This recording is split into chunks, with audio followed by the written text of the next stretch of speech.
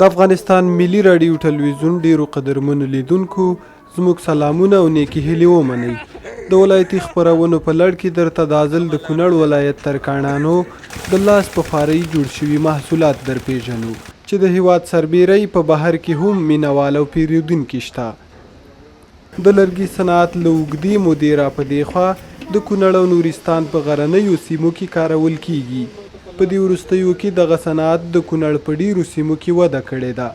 ترکاڼان وایي د کونړ لرګی د سیمې په کچه بېساری دی ځکه له دغه لرګي جوړ توکي اوږد عمر لري.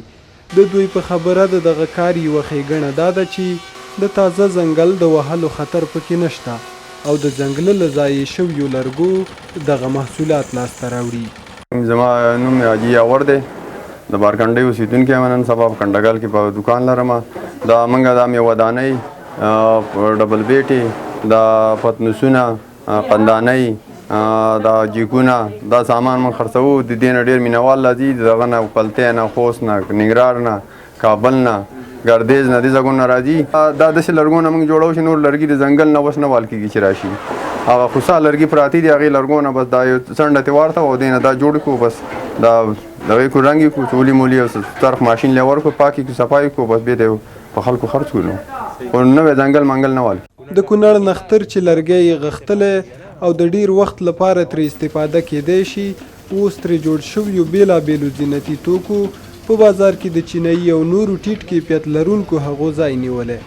د ترکاڼانو د لاس په خوارۍ راغلي پیداوار کې نه یوازې د کورونو د اړتیا وړ توکي شته بلکې اوس یې د ډیرو اداراتو د فرنیچر او نورو دفتري توکو اړتیا هم پوره کړې ده. صنعتګر وایي د دوی جوړ کړي توکي د افغانستان سربیره ان بهرنیو هیوادونو ته هم د ډالۍ په توګه وړل کیږي. د ما نوم عبدالعظیم متین دی، د وردګو ولایت یم، د چک د ولسوالۍ.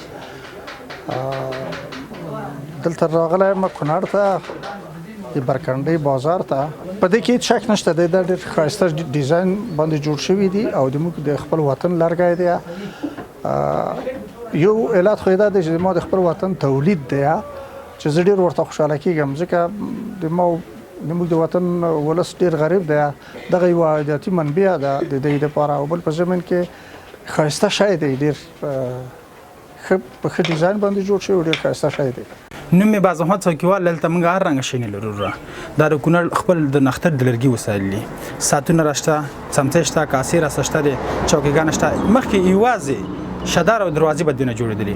اوس موږ دونه توانېدلي چې مثال خارجي شیان چې راځي لکه مثال دشکي، کاسې، شیشهیي یا دا ډوکو راځي، د هغې په عوض کې اوس موږ دا شی نه جوړوو. دا ډېر مینهوال لري، خارجي ملکونو ته هم ځي، ګاونډي هېوادونو ته هم ځي، داخل په افغانستان کې هم استعمالېږي.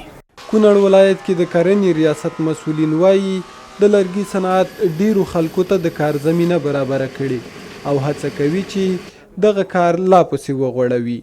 د دې ولایت د کرنې رئیس وایي د ترکاڼانو په لاس جوړو زینتي توکو ته د ښې بازار موندنې لپاره هڅې ګړندۍ دي.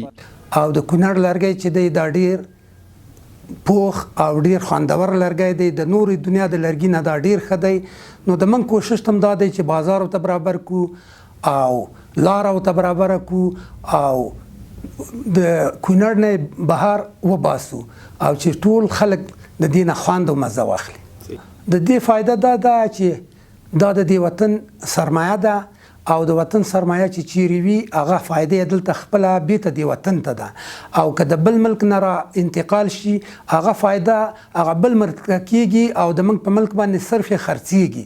نو دلته چې دا خرڅلاو کېږي نو فایده یې موږ ته ده او خرڅون یې د موږ دی.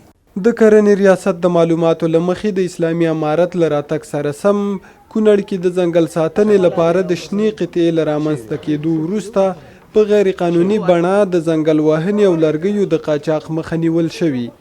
د دوی په وینا د لرګینو توکو د جوړېدا کوچنۍ کارخونو کې لسګونه خلکو ته د کار زمینه برابره ده او هڅې روانې دي چې د دوی محصولاتو ته مناسبه بازار موندنه وشي.